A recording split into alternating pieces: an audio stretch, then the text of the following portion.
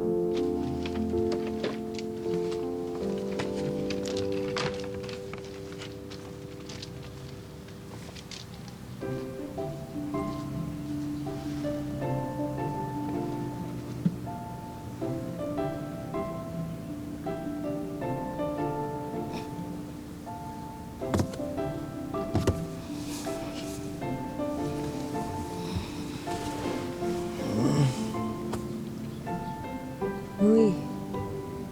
Uy. Uy, Anong ginagawa mo dito?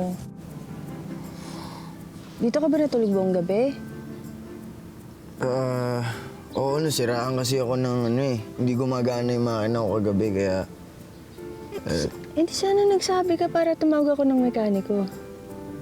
Hindi na kita dinistorbo kasi late na rin eh. Pwede mo naman akong katukin dun, oh. Di sana sasalis ka na lang ng tulog. Kawawa ka naman, pinapakaatan ng lamok dito. Hindi. Sakto lang. Sige. Oh, saan ka pupunta? Pupunta sa resort. Kakausapin yung manager. Tara, sabay na tayo. Samahan na kita kasi kailangan ko rin naman pumunta sa resort kasi kailangan ko rin kunin yung motor. Akala ko ba sira yung kotse mo? Hindi, okay to. Kailangan lang to ng pahinga. Okay na yan, tara.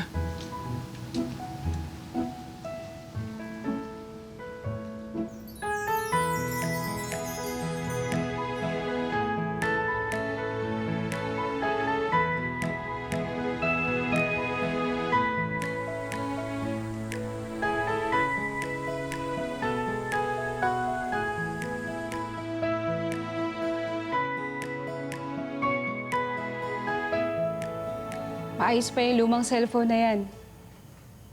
Bumili na rin ako ng prepaid na SIM. At nandyan na yung number ko, pati yung kay Sir Ralph.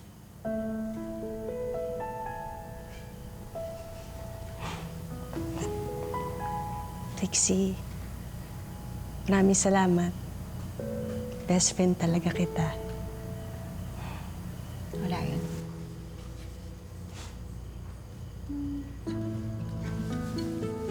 Masaya ako, nandito ka na ulit. Oo nga eh. Buti na lang hindi ako nasisante. Diba, ilang araw ako nawala. Naman, pagkatapos ng lahat ng nangyari sa'yo, kahit sino naman maiintindihan ka.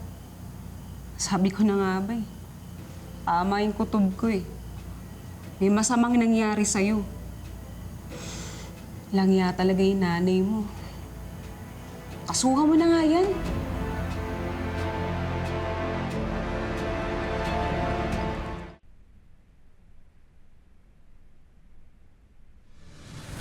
tatay mo. Bakit po? Ano po nangyari? Yung kapitbahay nag-text. Umuwi daw ang tatay mo. Inatake. Ano po ginawa ako sa inyo?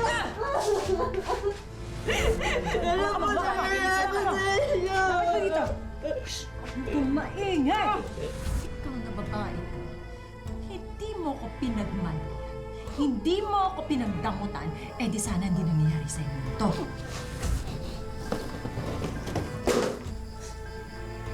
Ito ba ang gusto mo? Ha? Gusto mong isaksakot sa mga mata mo? At ikaw kung na huwag kang magsasabi sa kanila kinulong kita, i-deny mo yan. Wala rin naman maniniwala sa'yo. Ayokong isipin na may kinalaman si nanay sa nangyari sa akin. Sana kasi hindi ka na bumalik doon. Gusto ko lang naman harapin si nanay para malaman ko yung totoo. Baka huli na yon. Ipapaalam na rin ako sa kanila para malaman na din ni tatay. Nasaan na nga ba yung magaling mong nanay, ha? Hindi ko alam eh. Lahat sila wala sa bahay.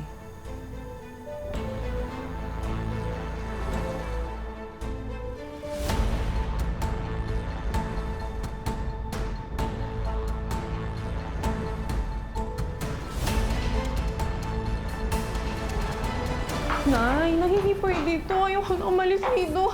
Ayoko na bumalik sa atin. Ayoko sa madumi, sa mabaho, sa maputit. Nay!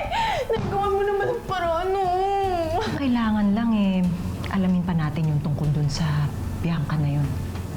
Tapos, gagayahin mo siya. Manang, naabutan ho ba ninyo yung anak ni Ma'am Dayan? Yung Bianca? Alaga ko yung batang yun. Hello? Nay! Hope?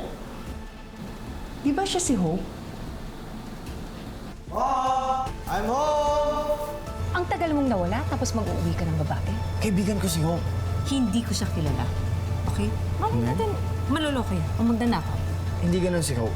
Hindi mo lang talaga siya kilala. Oh, I know her. I know everything about her.